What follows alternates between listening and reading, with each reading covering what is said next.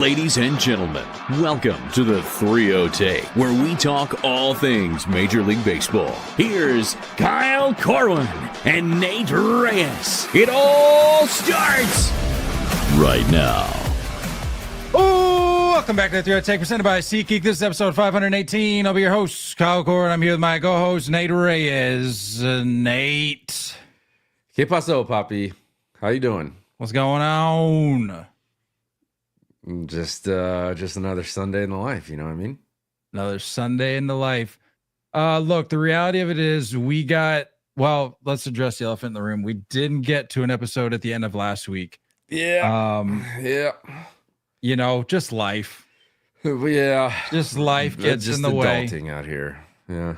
Life gets in the way. But we are back, and unfortunately, the reality of it is we got some bad news to talk about here.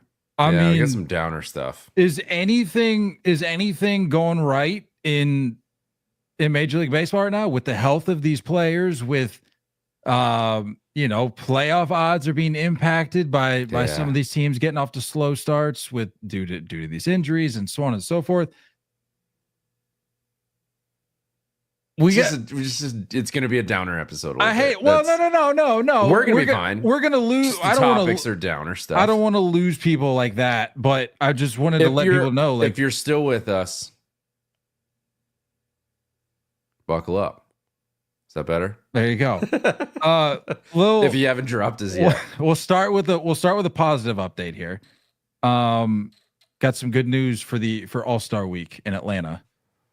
My flight is now booked. All right. The rental car is now booked. All right. Boxes are getting checked. And the rental property has been booked. Boxes are getting big checked. So we have to figure out your flight because I am trying to get this finalized so we can just look forward to getting down there, having a good old time. That's right. I'm stoked. I'm real stoked. I loved that ballpark, but I was also like with people that didn't necessarily want to nerd out the same way that I wanted to nerd out. So luckily, you being a fellow nerd, it's going to help a lot going back and just taking it in a little differently, you know? Not to mention, it's going to be a freaking show, man. Stars everywhere. I'm looking forward to it. Looking forward to it. I've already mapped out some, as I mentioned to you, some memorabilia shops. I think I'm going to start looking at food. I think that's the next most important. Let's face it, people love the food reviews on the vlog. They love it. I mean, it gives us an excuse to eat some good food. It's a write-off. I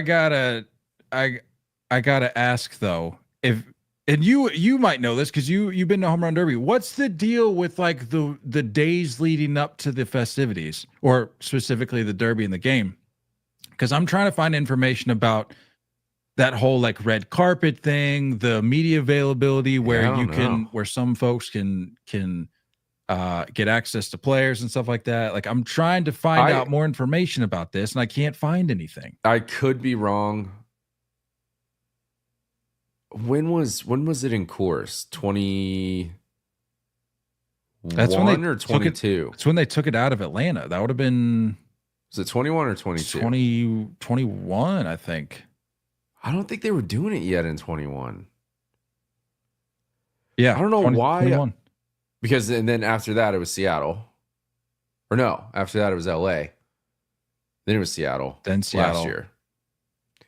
I feel like LA was the first time they did. I could be wrong. No, last year wasn't Seattle. Last year was your boy's Rusty. This is a tough showing.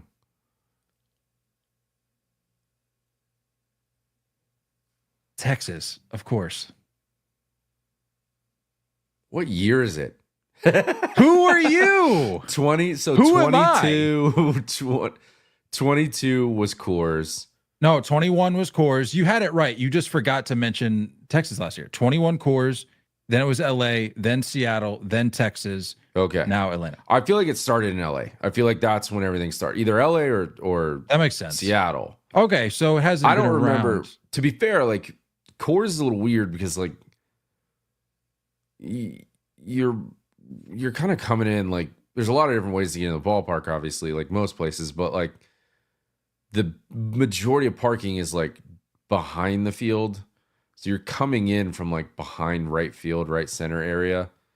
A lot of parking over there. So that's the way we came in both days. And maybe it was just the fact that like, hey, we're on the backside of the stadium. You're just not really like seeing that kind of setup. But I don't know. I feel like we would have remembered having that opportunity. Yeah. To like, to be fair, I mean, it's hours before where these guys are showing up in like their get up and stuff. But yeah, I mean, and also too, like I want an opportunity to be able to meet some folks, like some listeners, some viewers. Dude, just like stick a freaking mic in some people's faces, you know, just ask them questions. Yeah, like I'm trying to get, because like once the Derby starts, once the game starts, like it's gonna be tough. But like you know, these festivities are all day. Like I want a chance to meet some people. Like, hey, we listen to the show. Hey, we watch a show. Hey, I just want to link up. Yeah, link up. With I just want to link up with some of you folks, some of you kind folks. We've done that before, and it's been great. It's been always a hit. It's always a hit. So love that opportunity to be able to do that again. But it's such a, and I've said this already before, not to spend too much time on this because I'm sure a lot of people don't care because they aren't going. But I love all the different. If you are shops. going, let us know. Let us know. But I love all the shops and the restaurants and all the stuff that's like surrounding Truist. Like you can be there literally all day. So I don't think it's a problem for us to show up super early, like grab lunch and see some red carpet situation. A dream. And then like you still can go kill time if you can't get into the stadium yet. Like there's still plenty of things to do. So I'm looking forward to it. A dream. A good time. I would love that. Let us talk about some more good news. I completely forgot. You don't want to save this? It's just starting at a peak and then again, it's crash, burn. I'm not in a good mental place with these injuries. You gotta feel me on this. We got it. No, I feel you, but like we got to talk about it because I mean that's what's happening in baseball. That's what we agreed to talk about. But okay, fine. Do you want to save it for the end? I mean, no. I feel like now it can't be that big. If you forgot about it until now. Yeah, we sort of overhyped it's like a joke there. that's not that funny. Yeah. Lawrence Butler. Hit the trombone. Where are we at? I mean, I'm trying to stay positive here with some Lawrence Butler extension news, and you're going, it's like a joke that's really not that funny. So I just wanted to pay my respects to Lawrence Butler. I thought you had something else that was a side note. That's on me. That's on me. I wanted to pay my respects to Lawrence Butler. I mean, man just got paid, and you're over here just belittling it. Yeah, that was it. That was unintentional. I like this. I like Lawrence Butler. I like the move. I like what the A's are doing. No. Don't try to go on. No. Don't try to get on the A's. Don't try to get on the A's train now. I've been on this train for the last month or two. Save me the whole. I like this move. I like what they're doing financially. I like what they're doing from a personnel standpoint. What do you mean you've been on the train? And I haven't. What are you were talking about? How long have I been saying I'm a fan of what the A's are doing, whether it's because they're being forced to or not? Whatever. But at the end of the day, we were on the like same boat with this. I feel like I'm getting called out for no reason here. I thought we agreed on all this. I agree. I've been on the same train. I guess. I'm not the conductor, but I'm on that train. I guess. All right. So well, then we might have to go back to receipts here. I feel unrightfully attacked.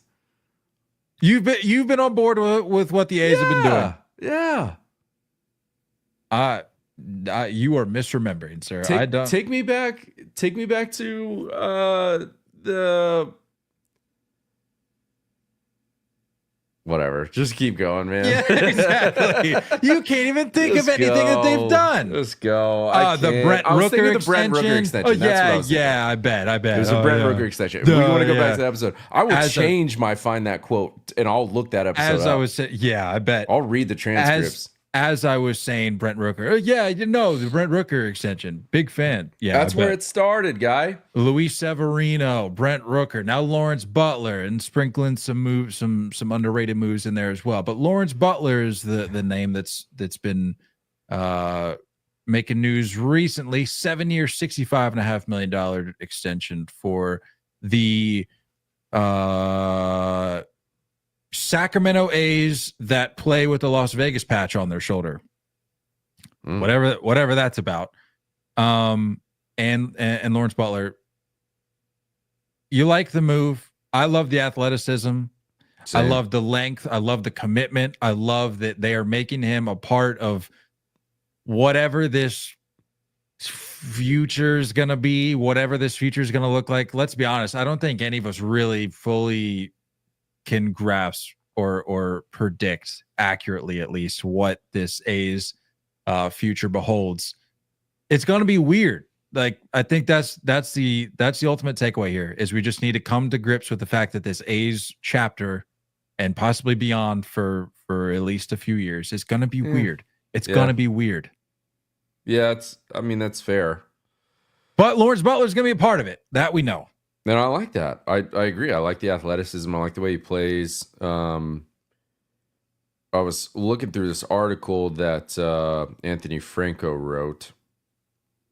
And after the All-Star break last year, slashed 300, 345, 553.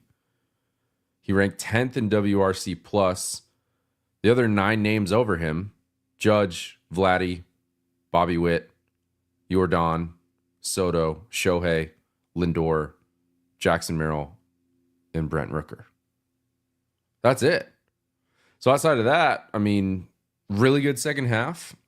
Arguably the performance that earned him this extension. I'm trying to pull the numbers up from last year. Last year looked pretty good, man. Totaled up at 3 WAR. 24 doubles, 22 home runs, which is kind of surprising pop based on just his build and play style. You feel like he could potentially run into even more changing ballparks, especially playing in Sacramento, which I don't know if we've officially looked up the distances or anything, but they can't be bigger than the Oakland Coliseum. 131 OPS plus last year. Oh, had 18 swipes. Hold on, pump the brakes. We're talking about his build as if he's some beanpole. He's sick. He listed at 6'2", 220. No, there's no way. Really? It's what he's listed at, and I get it, the whole listing thing, but I was thinking, oh, maybe he compares to a Ceddanne Rafaela. Ceddanne Rafaela is listed at 5'8", 152. I didn't have him that short, but I definitely had him lighter than 220.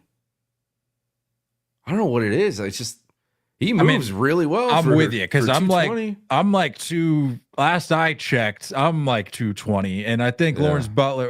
Granted, he's packing a lot more muscle. I think he wears it a little better than us, huh? A little better than me. I know that much. Yeah, that's fair. I think that build is representative of the pop and vice versa. That's fair. You can definitely run into 20, no problem there. And again, I do expect that number to kind of tick up, changing ballparks this year and moving forward. But yeah, man, this is something to where you can strike gold. We've seen it a few different times. Now, is Lawrence Butler going to be a Ronald Acuna? Don't know. But either way, if this was the top end of performance you're going to get from him, 130 plus OPS plus, and then 20 home runs, 60 to 80 RBIs, 15 to 30 stolen bases a year, I'll take that. I'll absolutely take that. This is surprising in a good way. I don't know what it is. You kind of feel checked out on the A's sometimes, for obvious reasons, but you speak for yourself. You almost see one of these moves and you don't expect a snowball of moves to follow it.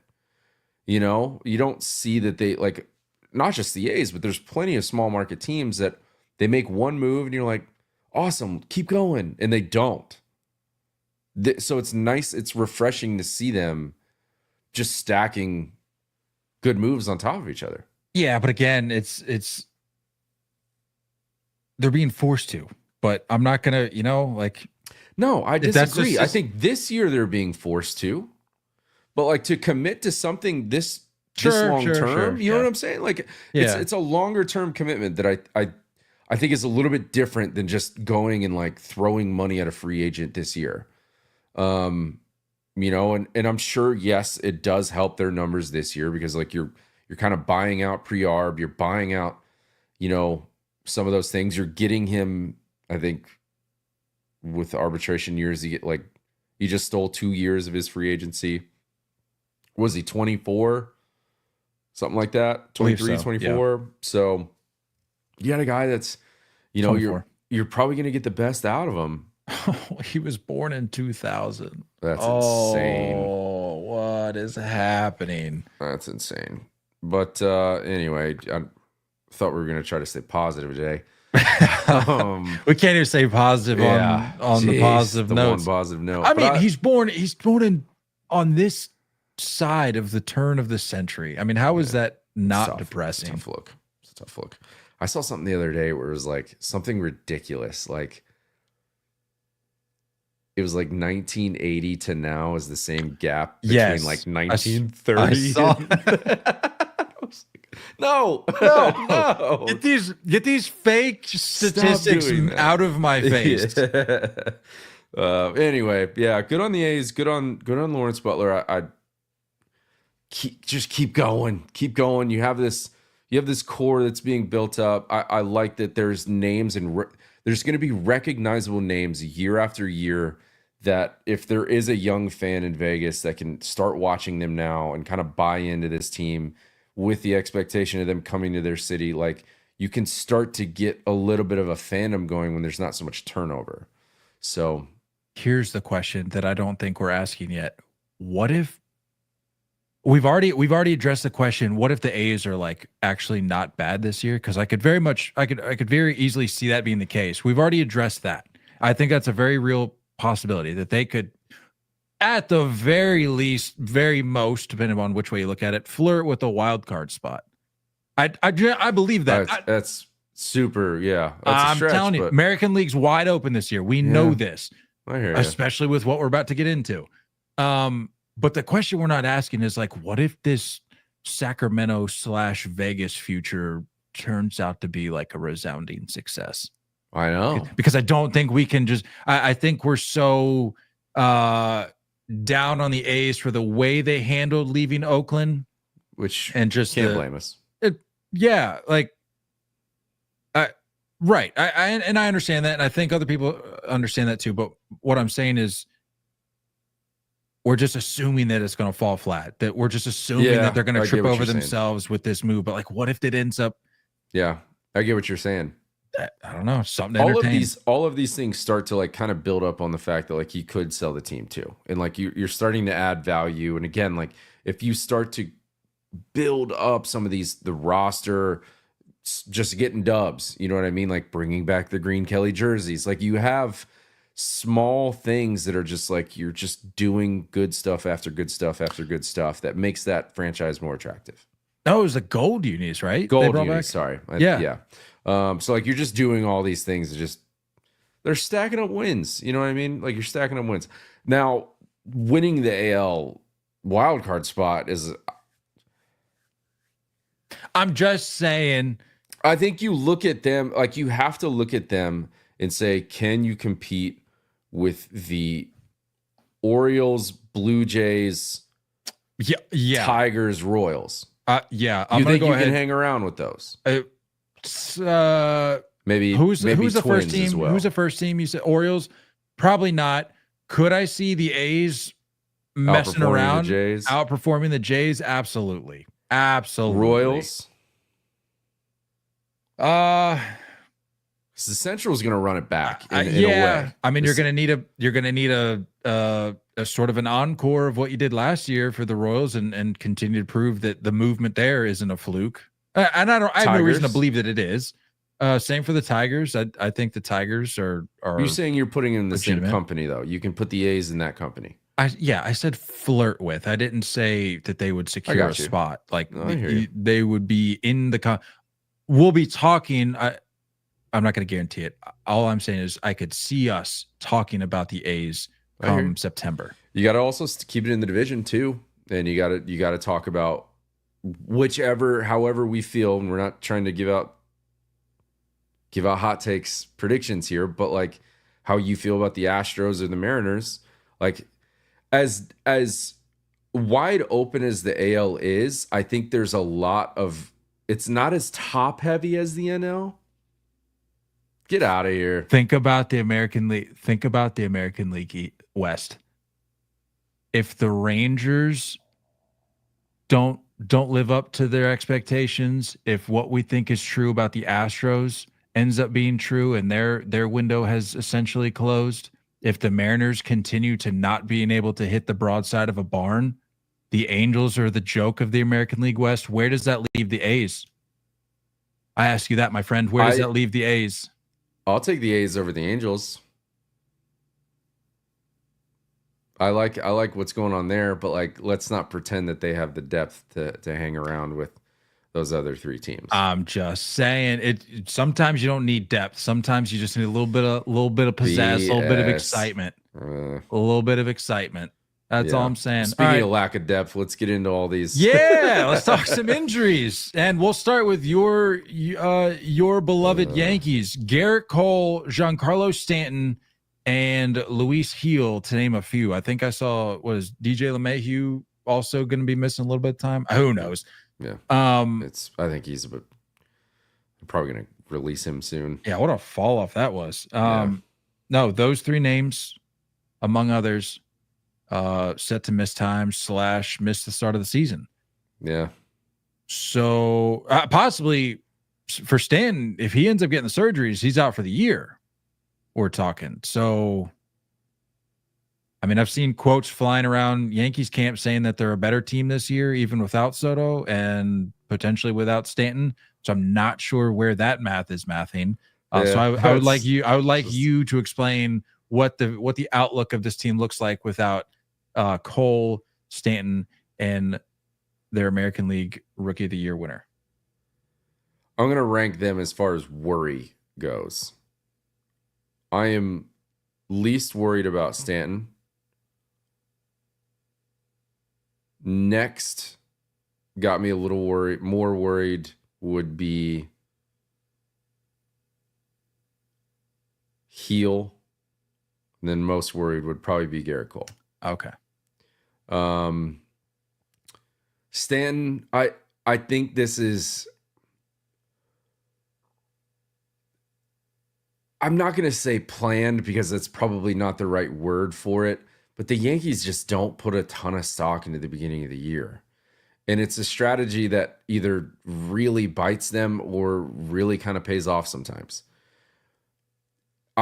They like to be able to have the DH flexibility early in the year. With cold weather games, they love to be able to rotate, their big guys into a DH spot. And if you can get Judge or Goldie a half day off every other game or twice a week, 3 times a week, like you have the ability to do that without a Stanton.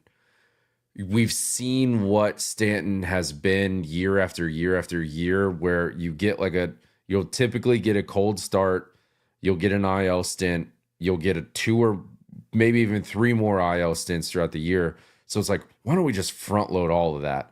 And let's just say come back in June. When the weather's hot, you have plenty of time to make sure your body's in good shape. He's talked about his elbows being an issue in the past.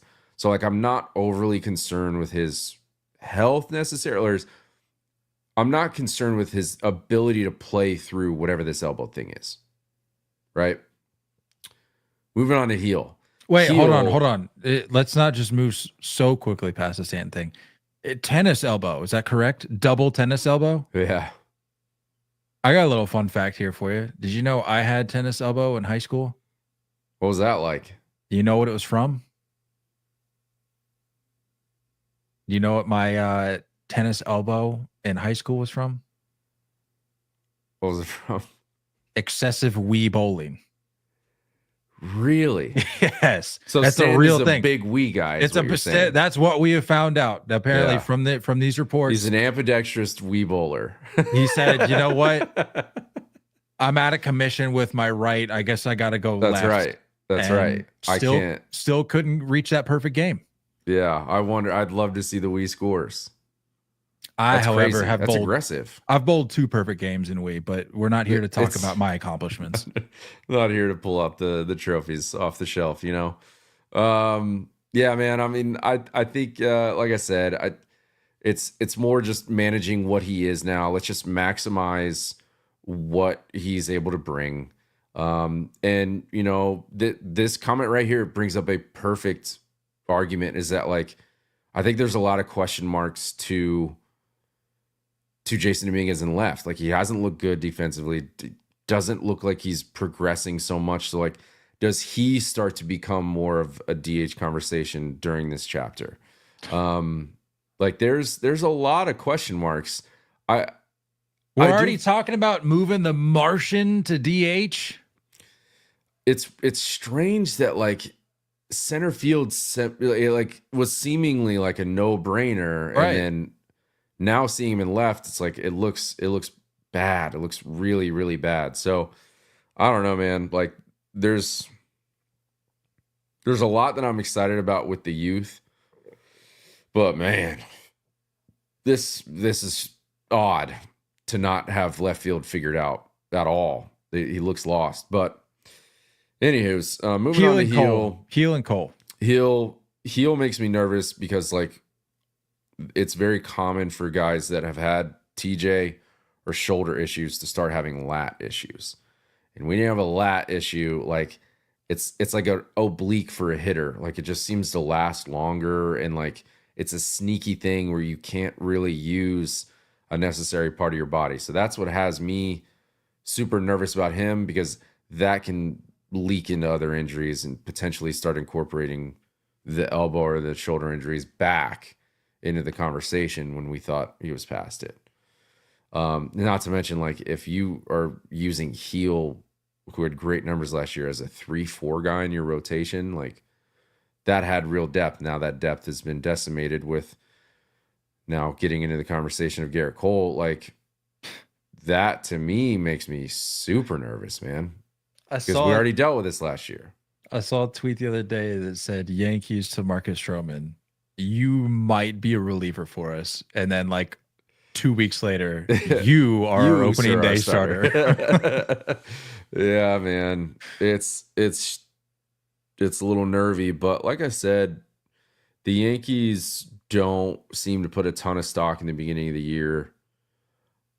I think they're wanting to kind of see how these young guys play. I think there's a lot of opportunities, and like there's a lot of names that can kind of just step in and steal a spot. And they're also very notorious for when these rosters start getting trimmed. And when you look around the league, that guys that got big league invites to places get cut, get released.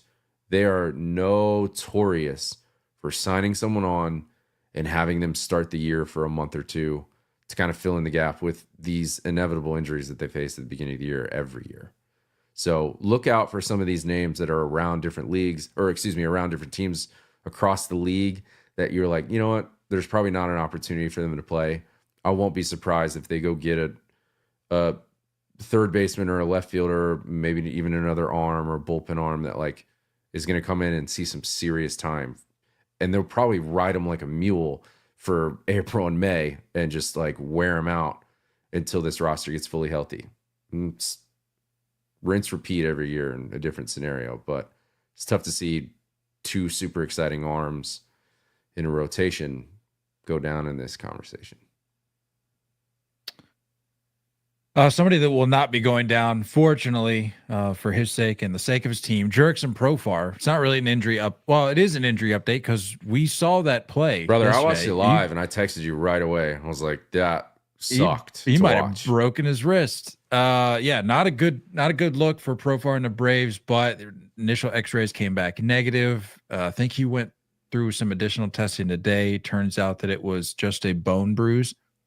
So good news. He came up rough, man. He came up not well. Like, dude, when the glove comes off, when you're just Right. laying there in a spring training game, it's like, oh boy, how many weeks / months are we going to be missing this I know. guy? Like, you just don't. I had one there's times where you watch a game and like you sometimes have just like a on time perfect reaction. The second he laid out and dove forward, and if for those unfamiliar and haven't seen it yet, it's like one of those tweener line drives going towards the left fielder. Left fielder's coming in, dives, and the second you see the glove fold back and that arm just disappear and go behind, it's immediate It's immediate like, oh no. And then he came up and it was like, I thought he broke it, like the way he's holding his arm. So it's good to hear that it wasn't awful. It's still something they're probably going to have to kind of ease into over the next few days or weeks. But I'm just excited for him to be there. I'm excited for that lineup to be like healthy and get it going again. But they're not going to be fully healthy. Well, wait, did I include in that update that said the expectation is that he'll be ready for opening day? Yeah. But I was just trying to tee up a transition for you into another name. So it's all good. You have another name in mind? Sean Murphy, maybe. Oh, true. Yeah. Yeah. Well, I had him at the end of my list, but Yeah. It makes sense to pair them considering they play for the same team. Yeah. That's an oversight by me. I'm usually on top of that. My apologies. Sean Murphy, great point. Great point by the kid. Sean Murphy will miss the start of the season. A little bit older news because we missed last Wednesday / Thursday recording. But just putting a bow on that news, is going to miss the start of the season with a rib injury. Expected to miss 4 to 6 weeks with a cracked rib.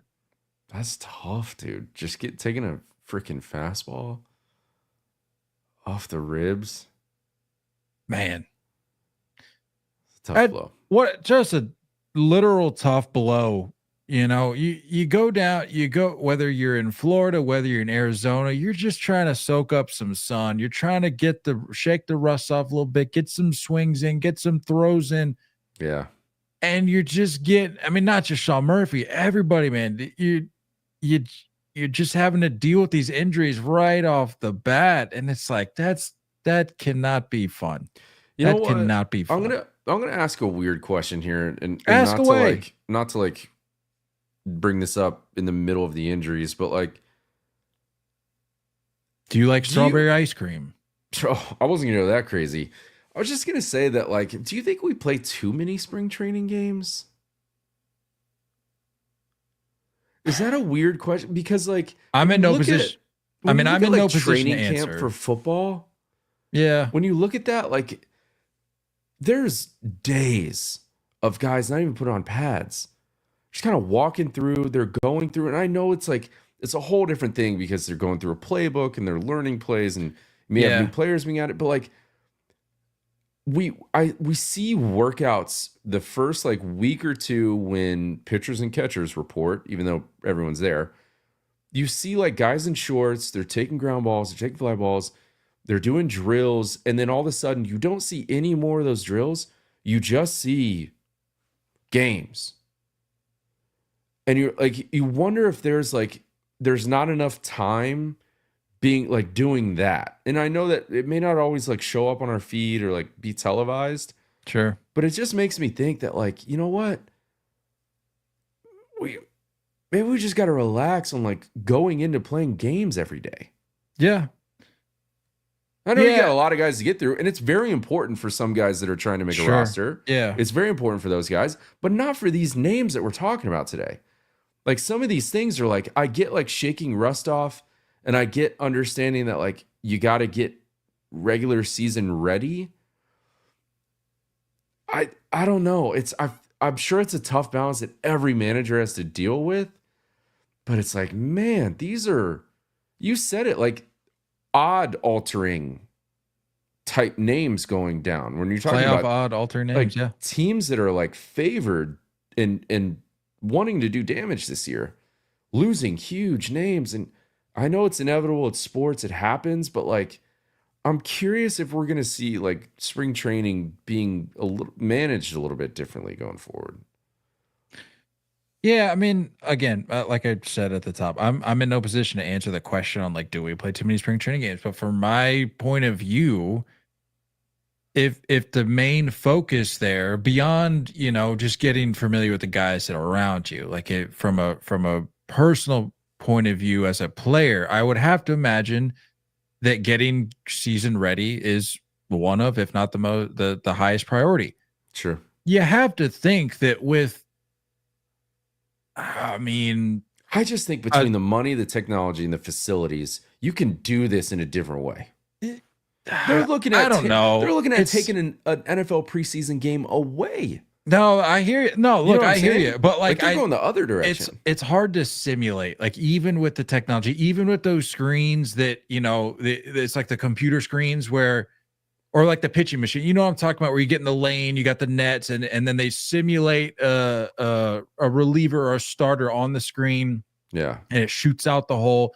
It's like that can only simulate so much. I at least I believe. Maybe other people feel differently, but no, I think if the focus is to get to get season ready, you have to think that like a week or two of games, and then utilizing and this may be a controversial take, but maybe just continuing to carry that momentum into the first like week or two into the season, because I don't think you're going to fully get the rust off until you're like well into the season. So it's like, I don't think these guys, there's guys that don't even lock in until end of May. That's what I'm saying. So like, what's an added week or two of spring training games going to really do other than run the risk of silly injuries? Right.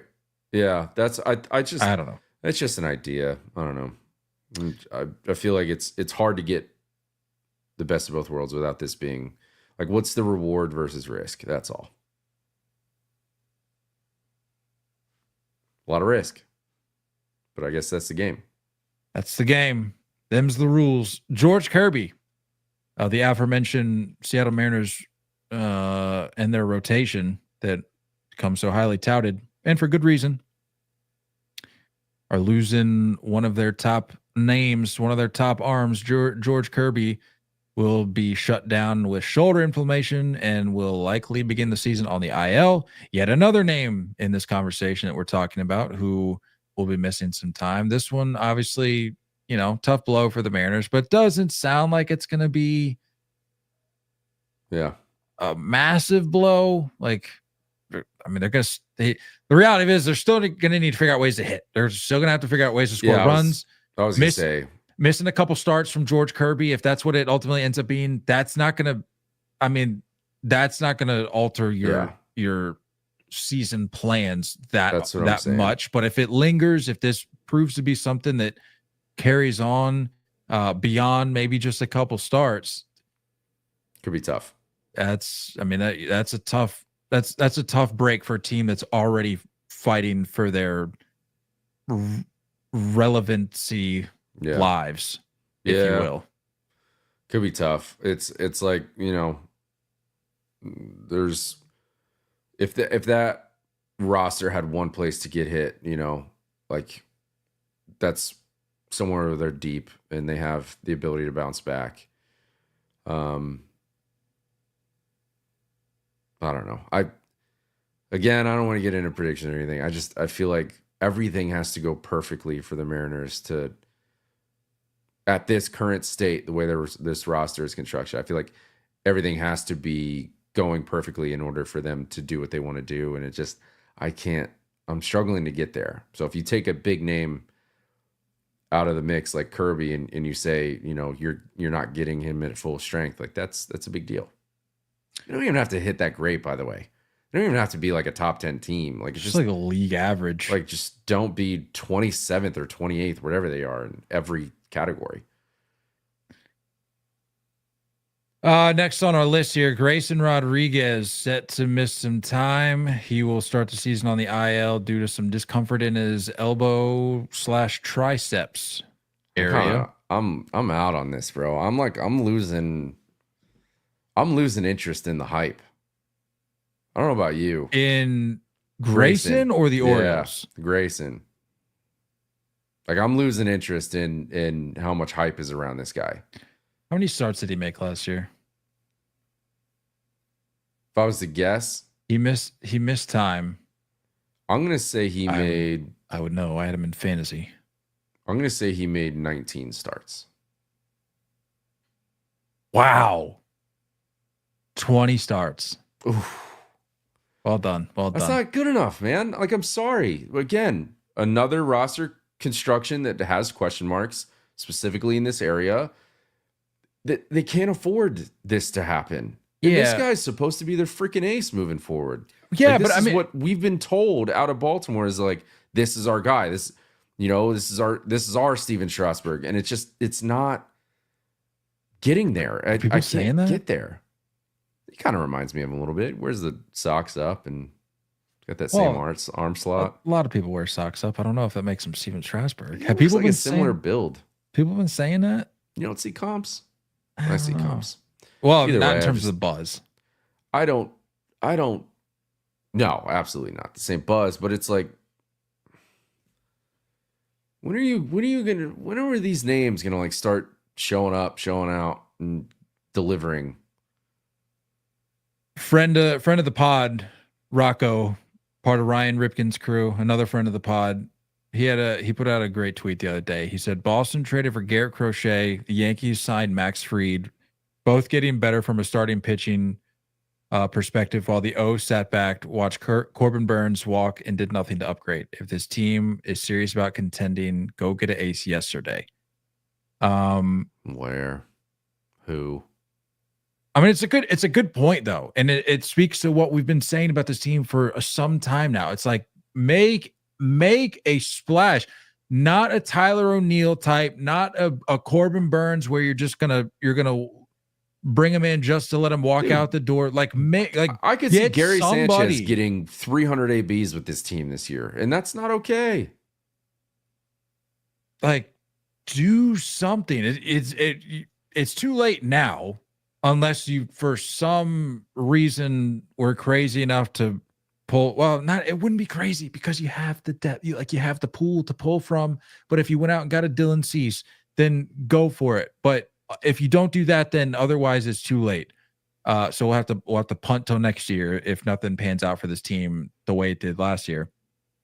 But like, you had to think that this was a possibility. You could not put all your eggs, your overpriced eggs, in the Grayson Rodriguez basket. Not a big egg guy, by the way. I mean, I love eggs. I'm not really like feeling. You're not feeling the effects of it? No, not too much. I'm a big egg guy. Like, I don't know if this is crazy. Just a little side note here. Is this crazy? Stink. Just smelly food. No, if you just have scrambled eggs, they're fine. They taste and smell fine. It's when you get into like, I think they deviled eggs. It's when you get. Oddly enough, that's when I'm in deviled eggs. That's where I'm at. Well, that's where you lost me, because I'm out on deviled eggs. Chop up some jalapenos, put that in there. No, I don't want. What is it? Mayonnaise on a deviled egg? Is that what's on there? What's? I mean, it's mayo and mustard are like in the mix, I think. Yeah, and then you add it back to that. I'm out. No, but my point. Like an egg salad sandwich that has a little mayo. No. When I make scrambled eggs, ends here. When I make scrambled eggs, is it crazy that I have like I could have 4? Like, is that an appropriate amount to have in a single sitting? I think so. Yeah. Okay, just want to make sure, because I've never asked anybody. It's a little aggressive, but it's a little strong. There's worse things to be aggressive in. You know what I mean? Sure. Yeah, no, I'm with you. It is a little strong, especially in this economy. But you know, as they say, but $20 worth of eggs. You're just hope it was good. Hope it was good, Kyle. Yeah. But yeah, you can't put all your eggs in the basket of Grayson Rodriguez, because he hasn't shown you that he can. Who is the name I was literally just thinking of? Who was a pitcher we were just talking about? Who's sort of a horse that can. Oh, I was thinking of Garrett Cole. He had, and I'm not saying Grayson Rodriguez has to be Garrett Cole just yet, but like, Garrett Cole's a guy that you could go into a season thinking like, okay, he's gonna post, he's gonna make however many starts. If he's healthy, he's gonna give us numbers. If he's healthy, and he's gonna give you the numbers. He's gonna give you that sort of output. But with Grayson Rodriguez, you can't do that. You can't be like, oh, well, he's gonna post for us because you don't know that he can. Yeah. So here they shame sit, on that, man. Here they sit with and again, this may not amount to a whole lot in the grand scheme of things, but to have this come out, have this news come out at the start of the season, he's going to miss time. It's just not a good look. It's not a good look. Shame on that front office. Not a good look. Last guy we got here, Francisco Alvarez. I think this news dropped today? Today? Broken left hamate bone. Is that this guy? Is that the bottom?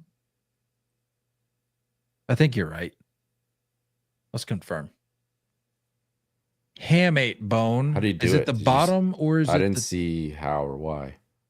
Hamate bone. It's this guy. Oh no! It's this guy down sneaking here. into the wrist range, huh? No. Wait. I'm looking at the top of the hand.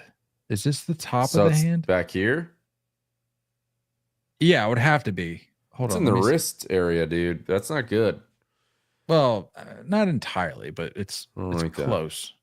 I mean, the glove hand by default. Right hand. Let's see here. Glove. Throwing hand. Do we know? Do you get hit with a pitch? I'm looking for it. Give me details. I mean, this just happened today, didn't it? Yeah, but I'd like for you to know.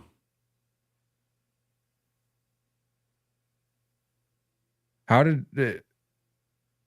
did Francisco Alvarez do this? It's a race. Francisco. How did Francisco Alvarez shatter his hamate bone?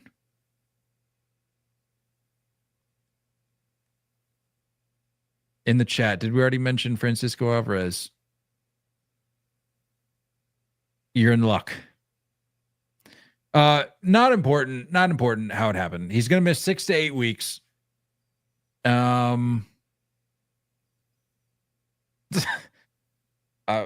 did we say? What did we say? Left hand. That's glove hand. That's bottom hand. Oh, I didn't hear you ask me about glove hand. I could have told you that. I just thought you said how it happened. What did we say? What was it? The Mania news that Mania's missing time. Wasn't there somebody else? Frankie Montas. Frankie Montas, yes. Like I have to say it. Soto pigeonholed him. And now I'm not going to go that far. I will. I don't care. No, it's the Mets. They're not They can't be pigeonholed. Or can they? I just don't think they wanted Pete Alonso around when he was like, this. That's a whole different conversation. But it's tough, man. When Steve Cohen was like, this is hard. Negotiating's hard stuff. I just don't think they want him around. I don't think it had anything to do with money. But get this weenie out of here. The Mets, I mean, we're already talking about a Mets team that has been, I won't say decimated by injuries, but a team that's not going to be healthy. Not the only one, of course, but one of the teams out there that's going to be also like looking a little sloppy in terms of a starting lineup. Expecting Kodai Senga to just come back and be the dude who's a little older, who we sometimes forget had like almost like a full career. How old is? I think he's like 32. We're talking about how time is just flying by. Like, where are we at with Kodai Senga? Which I think he's 32. Sure is. I think the whole conversation of like teams being weary was injury concerns from his past. So like you're expecting 2 guys down now, and your ace that you brought in a few years ago to come back and be an ace and to throw 28 to 30 starts. Oh no, bro. This is looking thin. This is starting to look real thin. Luis Torrens set to be the opening day catcher for the Mets. So do with that information what you will. That's tough.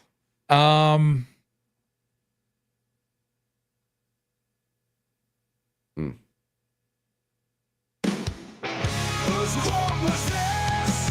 Whose quote was this? Who said it? Whether it tastes like milk, whether it tastes like wine, we have to find out. Who said it? Was it Kyle or Nate? Get that quote. Was it Kyle or Nate? Was it Kyle or Nate? Was it Kyle or Nate? Whose quote was this? Whose quote was this? Nate, give me the episode information, please. Episode 265, March 15th, 2022. Let that sink in a little bit. March of 2022. So this would have been the Astros World Series run, or ultimately winning the World Series. So this would have. Oh, what was the episode title? End of an era. Teams ready to compete and other deals to make sense of. Okay, so this would have been close to opening day. So okay, Ready? good to know. What do you got? It's not like David Ortiz where it's like, well, he was with the Twins, but nobody cares about that. Freddie Freeman has been with the Braves, and he's This is a been Nate there quote. for an extended This is a period Nate of quote. time. Now you This- kind of transition to maybe say in This LA or is- wherever he ends up, and This you is just you don't have that. I mean, you'll Nate- always be loved in Atlanta. This is a Nate. See, can't even play the clip. I'm hitting it so fast. It's a Nate quote. Wrong. That's not true, dude. It's a That's Nate wrong. quote. That's yours. I have never. Well, I won't say never. Well, when David Ortiz's name comes up, I rarely, if ever, think Twins. So why? Extended period of time. Now you kind of transition to maybe say in LA or wherever he ends up, and you don't have that. Sound like a I mean, child. you'll always be loved in Atlanta. You'll have that forever. Nobody will take that away from him. But you just don't have that same effect. And so I'm just wondering what the difference in payout. All you, dog. No, that's Nate. It's tough. Nope. That That's was you, Nate. Chico. Literally wasn't me. I don't know. No, I was trying to give you kudos because it was like a weird. This is obviously not like super relevant to anything we're talking about today, but the part where it says now you kind of transition to maybe say in LA or wherever he ends up. That's a little receipt there. You know, just a little semi-age like wine. But we were talking about like the end of an era because the Braves brought in. Oh, this was Matt the agent Olson. saga. That's right. It was that Okay. whole period where like Matt Olson signed, and then it was like obvious that the Braves were going in a different direction. And that's where I was trying What to did give you a you- little credit here for saying that Hold Freddie on. could end up in LA. No, And he but did. what'd you say the date was? March 15th. Wow, 3 days later, signed a 6-year, $162 million contract with the Dodgers. Yeah. Didn't realize it was that close. Yeah. Good to know.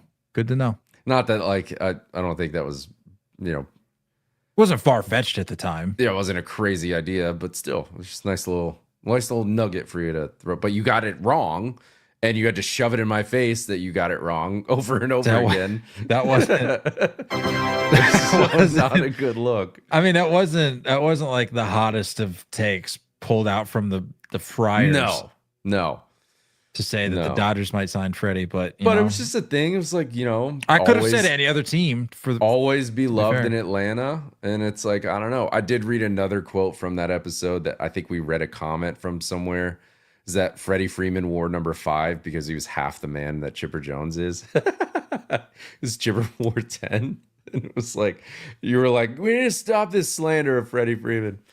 But anyway, It was so stupid, man. Like yeah, that was a weird a lot period. of Braves fans exposed themselves A drastically little bit. at that a little time. bit. Yeah. Still Like- got to be some love for Freddie. How do I you, don't know, though. But like, how do you not love Freddie? if we fast forward and Freddie Freeman wins, say, 1 or maybe 2 more rings in LA, wonder what hat he's going to be wearing in the Hall of Fame. You think it would be a Brave? I don't know. No, I don't. If that happens, if he wins, It's in LA. It's an LA hat. who wins yeah. another 1 or 2 rings? I mean, It's a Dodger hat, I think. So maybe Braves fans weren't crazy to think that way.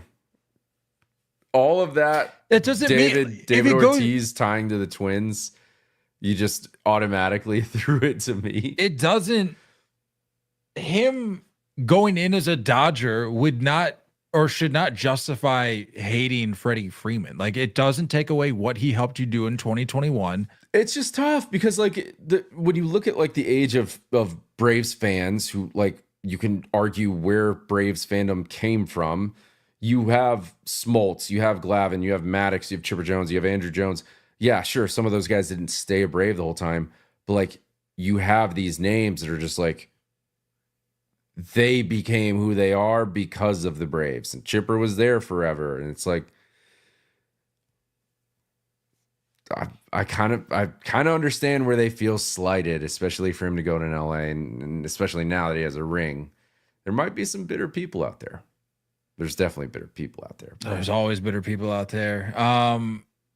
Closing the book here. Two more things, because I got just a little question for you to close things out. Closing the book. Vladdy Jr. spoke about the negotiation process with the Blue Jays. He said that, quoted as saying they asked him about the offer that I think he presented. And he was quoted as saying, it's much less than Soto. We're talking about many fewer millions than Soto, more than 100 million less. It was the same number of years, but it didn't reach 600. The last number we gave them as a counter offer didn't reach 600. This is dumb. What are you doing?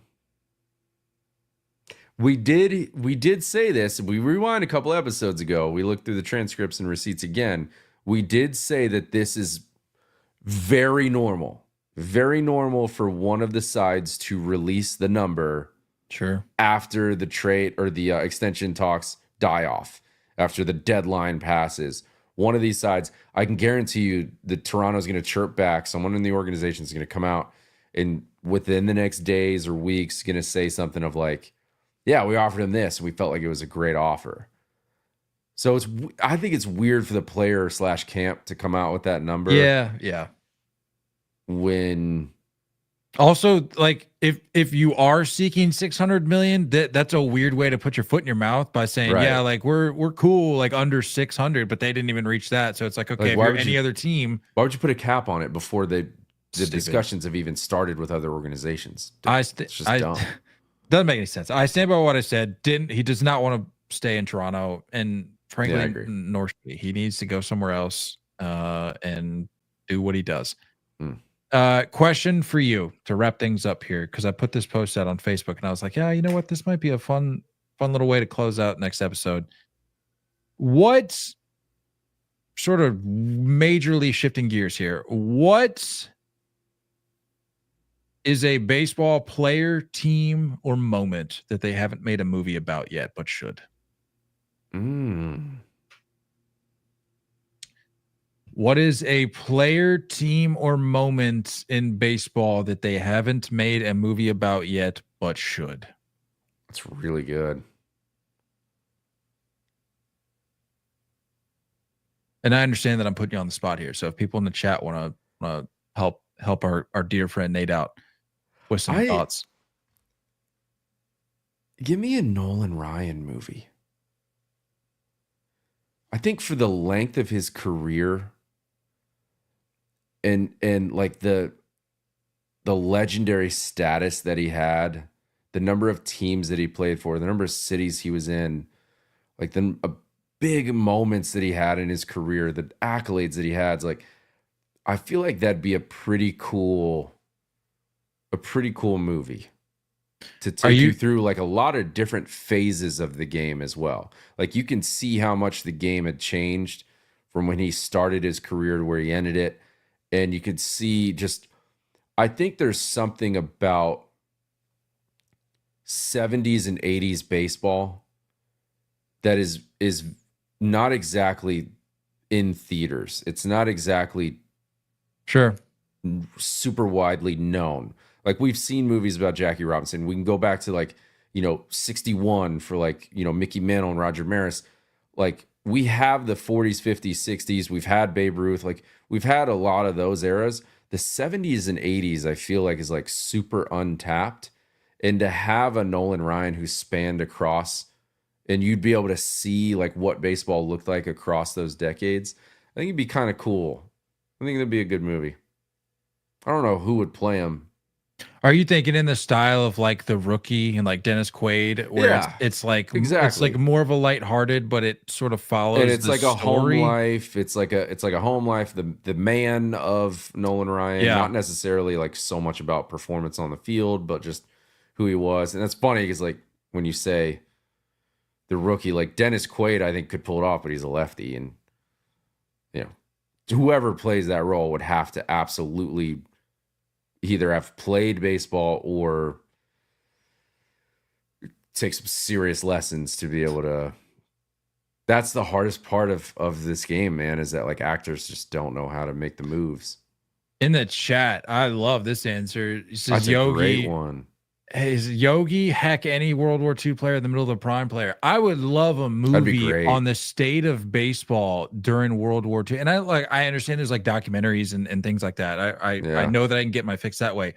But like take me into baseball during World War II where you have guys like Ted Williams, DiMaggio. Yeah. Bob Gibson was served too, didn't he? Didn't we just Yeah. talk about this recently? Yeah. Like just you see these guys. I mean, not World War II, obviously, but you see guys leave during wartime at like peaks of their careers, primes of their careers, and then some of them come back and pick right back up where they left off. Like, give me a movie about that. Give me That'd a be cool. story about you got to think the uncertainty of baseball when you have some of the best names you have in the Yeah. sport to offer leaving to go fight in wartime. You don't know if they're coming back. Like that'd make a heck of a movie. Yeah, I agree. It'd be cool. I like that. I love it.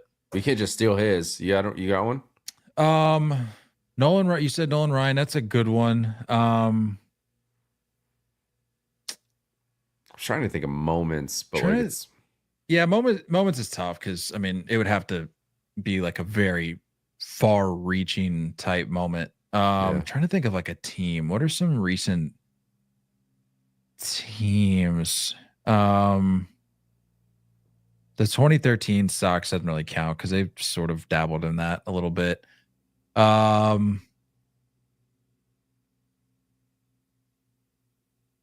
don't know, man. You probably have to go player. You'd probably have to go player. Mm-hmm. Dang, Nolan Ryan was a good one.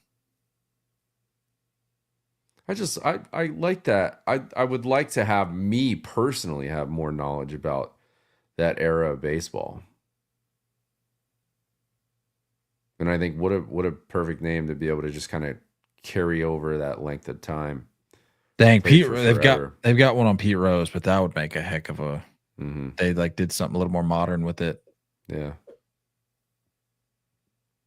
I don't know. I'll have to think on that. I might bring something. What's to your the own table. question? Yeah, that I asked you. I'm not going to sit here and ask myself a question. I'm Uh, not going to talk to myself. I like it. I like that question. Where'd that come from? I don't know. Just thought of it one day. I was like, let me put some feelers out, see what people are thinking. Actually, before we go, let me go through a couple because I always rag on the people on Facebook sometimes where I'm like, yeah, they're just too vicious in the comments. But I heard some. Oh, one of the more obvious ones, the 2017 Astros. I mean, that would make. I was thinking that way, but I was like, It's kind of lazy, but it's regardless, it would make a good movie for sure. yeah. One that I Ooh. saw. Ooh, I just had another name. Roy Halladay. I think that'd be a really Didn't they good come movie. out with, don't they have, well, maybe it was like a lower budget thing, but I swear they came out with something. You know what it is? I think I'm blurring the lines between like movies and like 30 for Docuseries. 30. Yeah, like Yeah. 30 for 30s and stuff like that. Yeah. Dude, Josh Hamilton. Great movie. That would be I don't know if you read insane. his book. Crazy story, Really? dude. Crazy. One of the craziest baseball stories I've just like personal stories What's I've the book ever called? read. Beyond belief. And admittedly, I think since that, because that book's been out for like probably close to a decade now, but maybe even longer. But I think since that book has happened, like has just gotten caught up in like some more pretty terrible things. So I don't know if because I'm pretty sure it had like a pretty decent ending. Like sort of left it on a high note, if I recall, but he's gotten twisted up in some bad things. But still, I haven't heard too much about him, dude. You need it's to gone downhill. You need to read that book like yesterday. That is an incredible book. But yeah, it's sort of stealing an answer, but I think that would be my answer. Because it'd be tough to find one.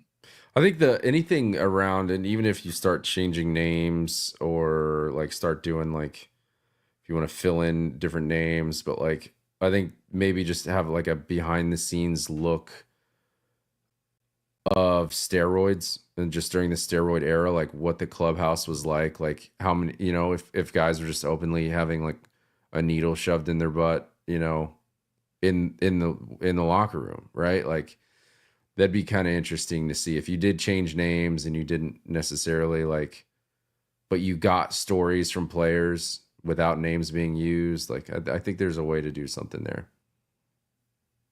Another name I saw, Mike Piazza, getting drafted as late as he did, going on to have the career he did, and then you tie into like the 9/11 stuff. Like there's some potential there, but yeah. Interesting question to think on. Somebody said Wander Franco. Yeesh. Too soon. Yeesh. Too soon. But anyway, that's all I got. You got anything else? That's it for me, dog. That's it. Let's just have a good week. You know what I mean? Let's everyone stay healthy. Keep their head up, head on a swivel, and let's get through this week unscathed. Hopefully. Better than that, I'll go chasing curveballs. Le'Veon, as always, looking forward to talking more baseball with you guys soon. Until next time, stay filthy.